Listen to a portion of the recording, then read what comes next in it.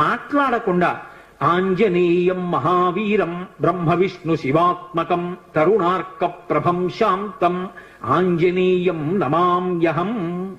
ఈ శ్లోకం చెప్తూ హనుమకి 108 మాటలు ప్రదక్షిణం చేసి వక్కలతో కాని పువ్వులతో కాని అక్షతలతో కాని మాత్రమే లెక్క పెట్టాలి. కాగితం మీద గుచ్చడం పెన్నుతో కొట్టడం అలా చేయకూడదు.